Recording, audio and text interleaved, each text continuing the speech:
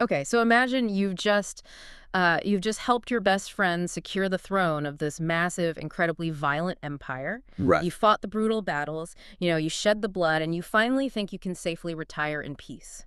You assume your job is done, you hand over the keys to the castle, and you just walk away. Yeah, you clock out. Exactly. But what if, out of nowhere, you discover that actually you are the true heir to that exact throne? Just like that, you are instantly the biggest threat to your best friend. It is the ultimate geopolitical nightmare, but it's disguised as a personal Oh, crisis. absolutely. Because if you look at the history of empires, it's just littered with these kingmakers who discover that they rarely survive the kings they actually create. Welcome to the deep dive. Today we are stepping right into the ruthless, absolute pressure cooker world of Khanzar to explore exactly that It's nightmare. a fascinating scenario. It really is. We are diving deep into the projected narrative of Salaar, Part 2, Shiryanga Parvam.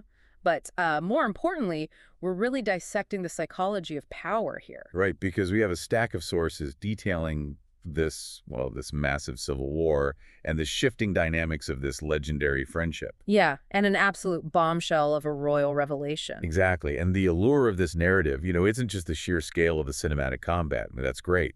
But it is a masterclass in the mechanics of political maneuvering. Yeah, how things break down. Right. We're looking at how a seemingly impenetrable empire doesn't necessarily crumble from the force of foreign armies, but how it basically rots from the inside out due to weaponized suspicion. Weaponized suspicion, I like that. So to really grasp the stakes for you listening, we have to look at the immediate aftermath of the first conflict. We've got Virata Rajmanar sitting on the throne of Kanzar. He's made it, He made it. The crown is physically on his head, and he seems to genuinely believe that, okay, peace has arrived. which is wild. Right. He thinks the primary war is over, he won the prize, and he just assumes it's time to govern. But looking at the sources we have, this assumption is wildly disconnected from the reality on the ground. Oh, it's a completely fatal delusion. Hmm? I mean, it's a common one for a newly minted ruler, but it's fatal. Because getting the throne and keeping it are totally different things. That's 100%. Winning a throne and holding a throne require completely different skill sets. Mm, A power vacuum doesn't just, vanish because someone finally sits in the big chair. yeah. In autocratic societies, the actual transfer of power is the single most vulnerable moment for the entire state. And Kanzar's, its immune system is actively rejecting him. That's a great way to put it. It's like a CEO finally winning a brutal corporate takeover, right? Yeah. And then realizing the board of directors is actively courting rival companies to stage a coup. He might be biologically functioning as the king, but the underlying structure, those powerful clans within the kingdom, they completely refuse to accept him. Right. They're uncooperative, they're unhappy, and they are secretly plotting in the shadows. And it's not just local. This isn't just a domestic dispute. No, not at all. These rebel clans are receiving massive external support. We are talking about advanced weapons and actual soldiers just pouring in from foreign countries to back this insurgency. Which is terrifying if you're Verada. Oh, yeah. The foreign armies are essentially the opportunistic infection taking advantage of that weakened immune system you mentioned. Wow, yeah. If you're a neighboring foreign power, a destabilized Consar is your absolute best-case scenario. Yeah. It is textbook geopolitical strategy. Because you don't want to fight them directly. Exactly. You don't declare a costly formal war against a new regime. Instead, you just fund their internal rebels, you send arms across the border, and you let the state consume itself. Which means the new regime spends all its time and resources fighting fires at home rather than projecting strength outward. Precise. So, meanwhile, the guy who essentially handed Verada the fire extinguisher in the first place, his best friend, Deva, he's trying to live a completely different life. He wants out? He really does. Deva is the lethal force who helped Verada get to this position. But having fulfilled his promise, Deva just wants to be left alone. Yeah, he views violence as a tool to honor an obligation, Right. not as a permanent lifestyle. Exactly. He wants to stay as far away from the carnage of Kanzar as humanly possible. Which introduces this really fascinating concept, the tool that outlives its purpose. Oh, I like that. Data is a vanguard fighter, right? He's a man built for kinetic warfare.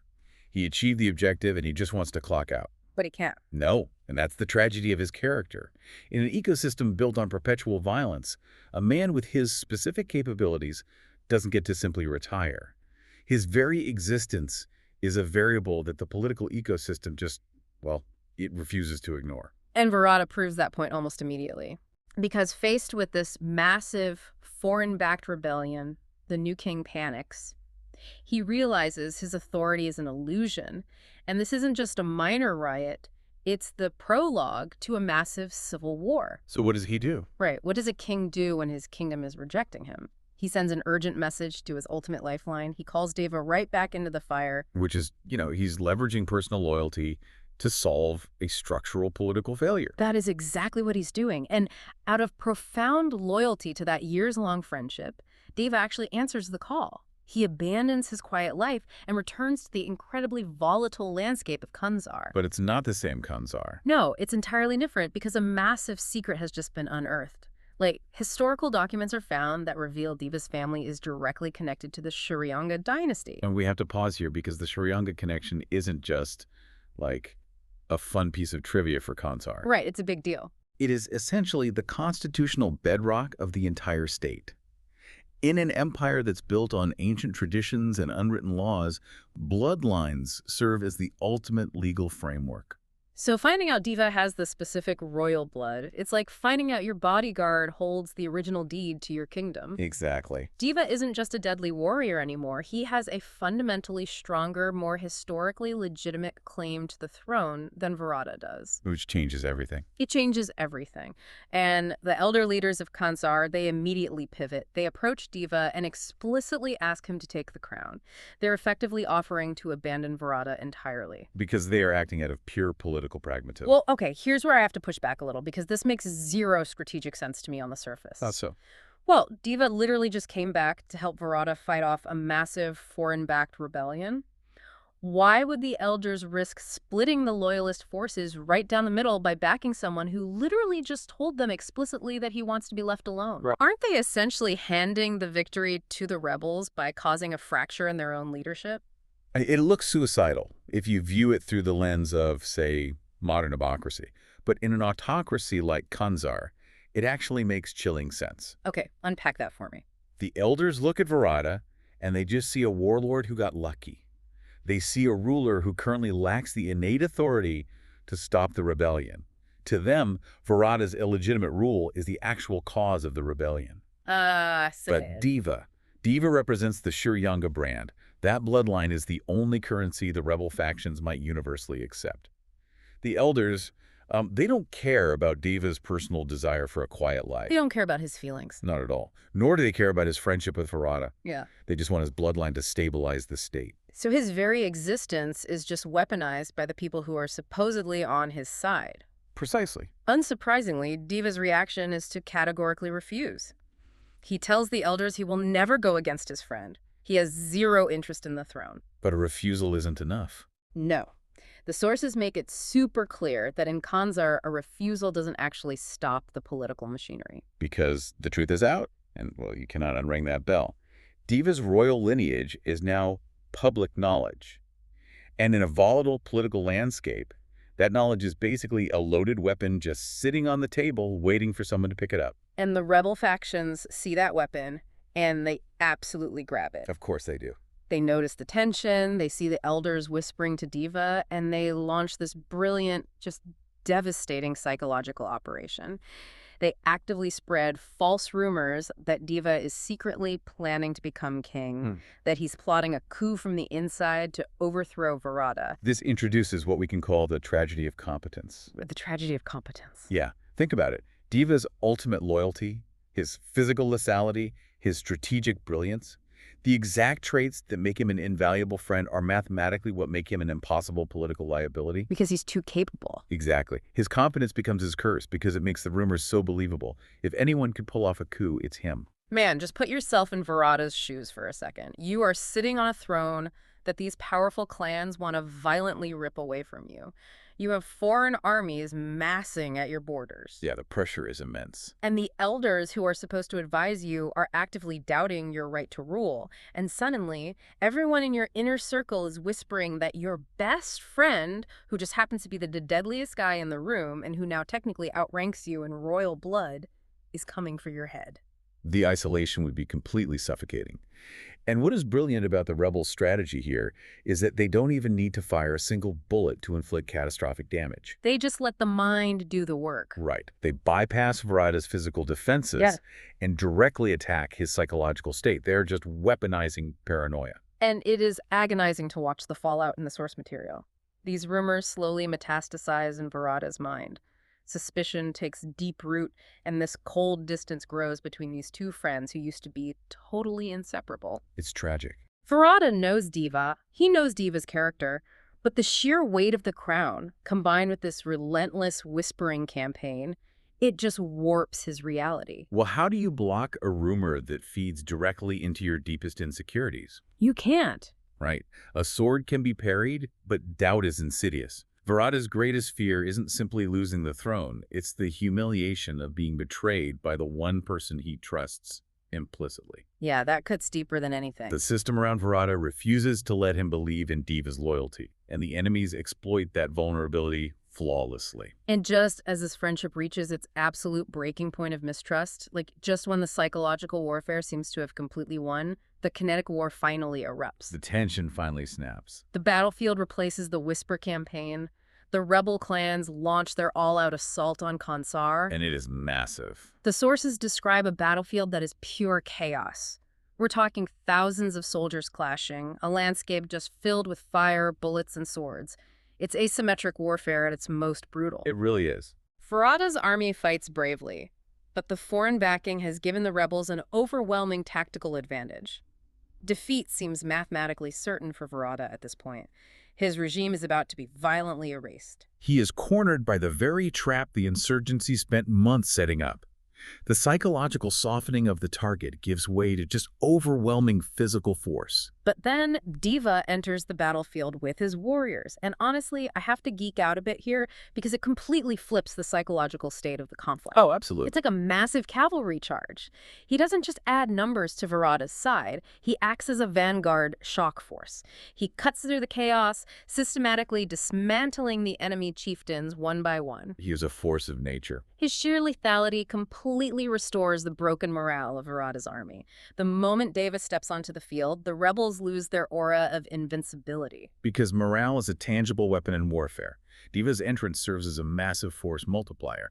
But, more profoundly, it is the ultimate undeniable display of loyalty. Right, actions speak louder than whispers. It's exactly. Despite the poisonous rumors, despite Virata's growing distance and that suffocating paranoia, when the survival of the state is actually on the line, Diva becomes the shield for his friend. But the narrative delivers a massive structural twist hidden in all the smoke of this battlefield. The mastermind. The mastermind. Yeah. This entire rebellion, the foreign mercenaries, the Whisper campaigns, the clans turning against Virata, it was all orchestrated. Yeah. And the ultimate mastermind wasn't some disgruntled local clan leader trying to move up the ladder. It was an old, ancient enemy of Kansar itself, someone seeking a long-awaited revenge against the state. Which highlights a truly terrifying truth about empires. Which is? Old debts never truly disappear. Kansar's history is soaked in blood, and the victims of that history, they just wait for a moment of structural weakness to collect what they are owed. And Virata's unstable regime was exactly that. It was the perfect geopolitical opening. So this realization leads to a brutal, climactic final duel between Diva and this mastermind. And it isn't just a skirmish over who gets to wear the crown. It's a desperate fight for the survival of the entire society. The stakes couldn't be higher. Diva ultimately defeats this enemy, but the cost is staggering. He is severely injured in the process. Like, he takes massive, life-threatening physical damage to end the threat. Let's unpack this for a second. Sure. He literally bleeds almost to death for a throne he actively despises, just to prove his loyalty to a friend who had started to believe he was a traitor. It's a profound sacrifice. The physical toll is immense, and it serves a distinct narrative purpose. Yeah. Diva's severe injuries mirror the emotional decay of the empire itself. Oh, that's a brilliant way to look at it. The betrayal of the elders, the poisoned mind of his best friend, the crushing weight of a legacy he vehemently rejected, all that invisible psychological damage is finally materialized in his battle wounds. Wow. And the presence of this old enemy proves that Kansar's bloody history is just an inescapable gravity well. You cannot simply win one battle, declare a new king, and assume peace has been achieved. The sins of the past will relentlessly challenge the present. Which brings us to the quiet after the storm. The war ends, the rebellion is crushed, the dust finally settles on Kanzar. The aftermath. Varada sees Deva battered, bleeding, having sacrificed nearly everything to save him, and that visual triggers a shattering realization for the king. The paranoia finally breaks. It had to. He realizes his terrible mistake in letting the whispers poison his mind. Because the physical evidence of Deva's loyalty just overwhelmed the psychological manipulation of those rumors. Varada finally understands that Deva has always put their bond above power, above his Shuryanga bloodline, and above the throne itself. Yeah. And the sources detail this incredibly powerful moment of deep reconciliation where the two friends just embrace in the ruins of the rebellion. The suspicion is washed away, and they vow to establish a lasting, unbreakable peace in Kanzar. It is a really moving resolution to the immediate conflict. But saving the kingdom on the battlefield creates an impossible paradox in the throne room. How do you mean? Well, Varada now rules an empire that just watched someone else save it. Oh, wow, yeah. And that paradox forces a heartbreaking but strategically necessary decision. Deva leaves. He has to. He packs up and entirely exiles himself from Kanatsar, allowing Varada to take full, uncontested control of the state. And this is the bittersweet genius of the narrative's conclusion. Deva is politically astute enough to realize that his continued presence is literally a ticking time bomb. Just by being there. Exactly. Right. As long as he breathes the air in Kanzar, the elders will continue to plot. The enemies will continue to whisper.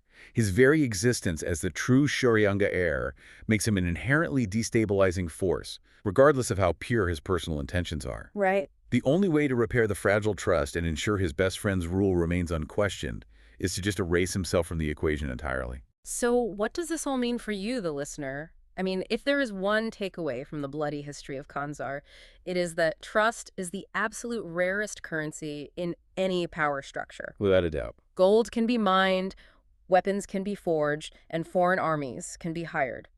But trust. Once the foundation of trust starts to crack under the weight of paranoia, the entire empire comes down with it.